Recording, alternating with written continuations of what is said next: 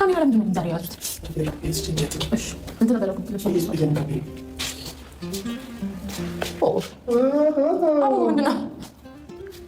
እሺ ቀስ ብለህ ደረጃውን ውጣ፣ እንዳትወርቅ። እሺ ቀስ ብለህ ደረጃውን ውጣ።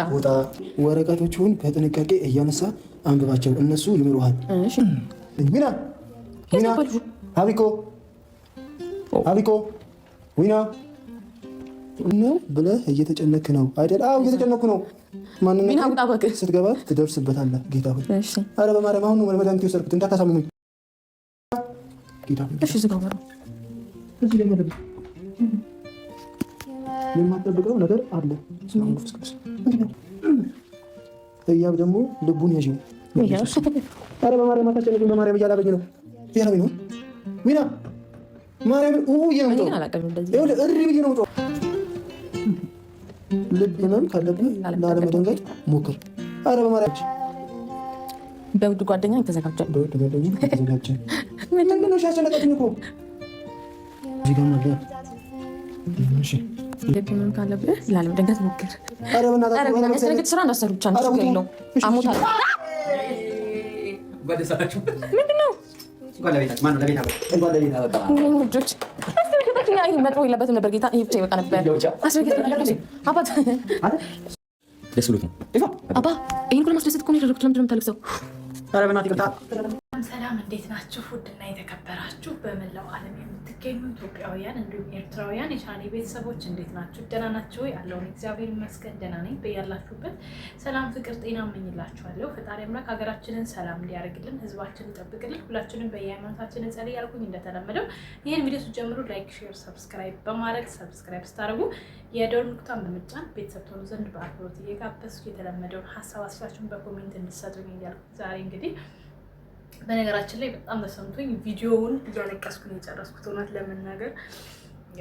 ምክንያቱም የሰው ልጅ ጠዋት ታይተን ማታ የለንም። አሁን በደቂቃ ውስጥ እዚህ ጋር ታይተን እዚህ ጋር የለንም። በጣም ውስጤን በቃ ማለት ውስጤን ሁልጊዜ የኤፋን ቪዲዮዎች ሳይ ውስጤ በጣም የሚመላለሱ ብዙ ጥያቄዎች አሉ እና ትዝብቶችም አሉኝ። እንዲሁም ደግሞ የሰው ልጅ ምን ያክል ያለን መስሎን ግን እንደሌለን ልናውቅ ይገባል። እውነት ለመናገር ከትናንት ወዲያ ልጅ ከጓደኞች ጋር ሲቦርቅ ሲዘል በቃ ብዙ ነገሮችን ሲያሳየን የነበረ ልጅ ነው። ዛሬ ላይ ደግሞ ታሞ እንደዚህ እያለቀሰ በጣም በቃ ውስጤ ላይ እኛ እኮ ደካሞች ነን የሚለው ስሜት ሁላችንም ውስጥ ያድራል ብዬ አስባለሁ ይህ ቪዲዮ በማየት እና ትዝብቴ በጣም የገረመኝና ያስደነቀኝ ነገር ቢኖር እሱ እንደዚህ እየሆነ ሁሉም የሚያውቁት ዩቲዩበሮች በሙሉ ዛሬም ድራማ ላይ ናቸው።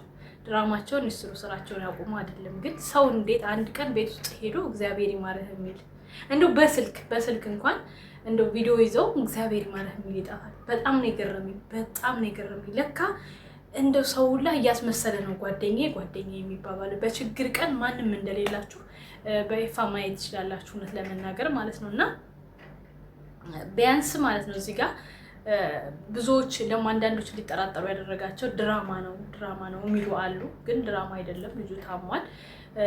በእናንተም አልፈርድም ማለት ድራማ ነው ብትሉ እኔ አልፈርድም። ምክንያቱም ብዙ ህይወት እያየን ነው። በአንዴ 3-4 ጊዜ ሆስፒታል እየገቡ ለድራማ ማለት ነው። ስለዚህ አናምንም ብትሉ አይደንቀኝም። ግን እሱ ላይ ያለው ነገር ይነበባል፣ ትክክለኛ በሽታ እንደሆነ ማለት ነው። እና በቅድሚያ እንግዲህ የፋየ እግዚአብሔር ይማረህ። ግን ትናንት ያደረጉት ነገር በጣም በቃ የጓደኛ ጥግ፣ የወንድምነት ጥግ፣ የእናት ልጅ እንኳን ይሰለቻል እውነት ለመናገር እና ዊናን ሳላደንቅ ማለፍ አልፈልግም። ከቡታጅራ ድረስ መጥቶ አሁንም አብረው ናቸው። ትናንት ደግሞ እሱን ከሆስፒታል ሲመለስ ለማስደሰት ታውቃላችሁ፣ ታማሚ ሰው ታሞ የሚያውቅ ሰው ነው የሚረዳው። በተለይ በሰው ሀገር የእውነት ይቅርታ በቃ እኔ ማልቀስ ፈልጌ ምናምን አይደለም፣ ግን እኔ ላይ ደርሶብኝ የነበረ ነገር ስላለ ቢያንስ በሀገራችሁ ንጹህ አየር እያያችሁ ከቤተሰብ ጋር ምናምን ይሻላል ብዬ አስባለሁ። የበሽታ ጥሩ ባይኖረው ግን በተለይ እኛ በሰው ሀገር ስንታመም ምን ያክል የሆነ ውስጣችሁን እንትን እንደሚላችሁ እየደረሰበት ነው የሚያውቀው። መቼም ለረጅም ዓመት ስትኖሩ እዚህ ሀገር ታምሜ አላውቅም የሚል አይኖርም። ግን እኔ ግን ህመም የውስጥ ህመም ሳይሆን የነበረብኝ የእሳት አደጋ ደርሶብኝ ነበረ እና በዛን ሰዓት ለ1 ወር ያክል ቢያንስ ከፍተኛ ህመም ላይ ነበርኩኝ እና በቃ ከፈጣሪ ውጪ ከኔ ጋር ማንም አልነበረም እውነት እና ጓደኛዬ ትሄዳለች ትመጣለች። ያኔ የእህቷ ሰራተኛ ስለሆነች አብራ ስትሄድ ስመጣ ብቻ ለማሳከም እንኳን ስለ እነሱ አላነሳም። እኔ ስለ አረቦች አላነሳም። በየቤቱ ስንት ክፉ እንዳለ ማለት ነው። እና እግዚአብሔር ይማራችሁ በማትባሉበት ቦታ ስትያዙ በጣም ከባድ ነው። እና የእሱ ነገር የተሰማኝ ነገር በቃ የጓደኛ ጥግ የሰው ጥግ ማለት ዊና ነው። እውነት ለመናገር እሱ ከቡታጅራ ድረስ ሲመጣ አዲስ አበባ ያሉት ግን የራሳቸውን ስራ ነው እየሰሩ ያሉት። ሳያውቁ ቀርተው ሳይሰሙ ቀርተው አይደለም። ስለዚህ ድራማ ደግሞ በዚህ ልክ አይሰራም። በቃ ማለት ሰው በራሱ ላይ በዚህ ልክ አያሟርትም። እና ልጁ ታሟል። እግዚአብሔር ይማረክ ማለት ነው የምፈልገው። ነገር ግን ከሕክምናው ይልቅ እኔ ወደ ጸበል ብትሄዱ ሰሚነሽ፣ ስውሯ፣ ኩኪለሽ በቃ ደብረ ብርሃን በጣም ብዙ ገዳማትና ተአምራዊ ጸበሎች አሉ። ህያ ብዬ ባክሽ ይህን ቪዲዮ ካያችሁት ይፋም እንዲሁም ሌሎች ካያችሁት ሼር አድርጋችሁ ብታደርሱልኝ በጣም ደስ ይለኛል። ኮሜንትም ላይ እየጻፍን እየታገልን እንገኛለን። ሕክምና እኔ ቦታ አልሰጥም በነገራችን ላይ ለሕክምና ማለት ነው። ተወልጄ ካደግኩኝ ከዛ አደጋ ውጭ እዚህ ሀገር ላይ ይሁን ኢትዮጵያም ይሁን በእናቴ ጀርባ ላይ ወይም ደግሞ ትንሽዬ 78 ዓመት በሆነኝ ደረጃ ላይ ብቻ ሆስፒታል ሄጄ የማውቀው ሳያመኝ ቀርቶ ሳይሆን ሲያመኝ ወደ ጸበል ነው የምሄደው። ሰው አይችልም፣ እድሜ አልቋል፣ በዚህ ቀን ነው የምትሞተው ያለውን እግዚአብሔር ግን ያነሳል። እያየን ነው፣ ብዙዎችን እያየን ነው። ዴቭን አያችሁ እንግዲህ ከ1 ዓመት ከምናምን በኋላ በተክልዬ ጸበል ድኖ ብዙ ነገሮችን እንግዲህ ወደፊት ታምሮችን እየነገረን ይገኛል። እና እዚህ ዱባይ የነበረው ካወቃችሁት ማለት ነው። እና አይድንም ተብሎ የሰው ልጅ ካንሰር በቃ ቀንህን ጠብቅ ተብሎ በእግዚአብሔር ዘንድ ግን ሁሉ ይቻላል። ዋናው ነገር እምነት ነው የኛ እና ከሕክምናው ይልቅ ወደ ጸበሉ ብታደሉ ባይነኝ። ይሄ የራሴ አስተሳሰብ ነው።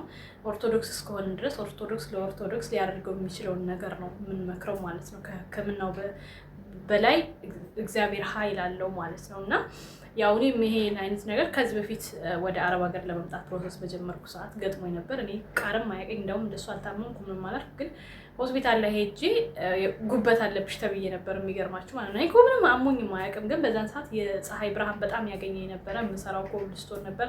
በቃ ምሽት ነበር የሚገላግለኝ። ከጠዋት የጀመርኩ እንደ ስጥ እስከ ማታ ድረስ ፀሐይ ላይ ነበረ ምሽት ውሎ የማደርገው እና በዛ ምክንያት ይመስለኛል የፀሐይ ብርሃን አትፈልግም አሉ። እና ወፍ ማለት ናት በነገራችን ላይ ጉበት ማለት በባህላዊ የወፍ መድኃኒት ምናምን ወሰዱ ሲባል ሰምታችሁ ታውቃላችሁ። ሁሉም አብዛኛው ክፍለ ሀገር ልጅ ስለሆነ የሚከታተለኝ ማለት ነው። እና ወፍ ማለት ናት። ያ ደግሞ ከባህላዊ መድኃኒት ወይም ከሐኪም ቤት ይልቅ ጸበል ይመከራል።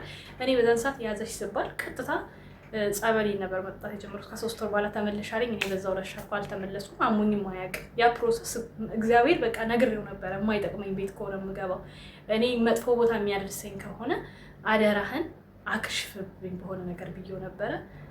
ሲመጣ ሜዲካሉ ክፍት ሆኖ ሲመጣ የሆነ ነገር እንዳለብኝ ተሰማኝ። ሲነገረኝ በወቅቱ አለቀስኩኝ። ማለት ያው እንደ ሰው የሚሰማችሁ ስሜት ስላለ ማለት ነው። ነገር ግን ምንም አይነት ህመም የለብኝም እኮ እግዚአብሔር በዶክተሩ ላይ አድሮ ይሄ እንዲደረግ ስለፈቀደ ብቻ ነው። እና ምንም አሞኝም አያውቅም። ጸበሌ መጠጣት ጀመርኩ። ከዛ ወዲያ ሐኪም ቤትም ሄጄም አላውቅም። እኔ ሐኪም ቤት የምሄደው ለሜዲካል ብቻ ነው። እግዚአብሔር ይመስገን ማለት ነው። እና ለይፋ አድርሱልኝ።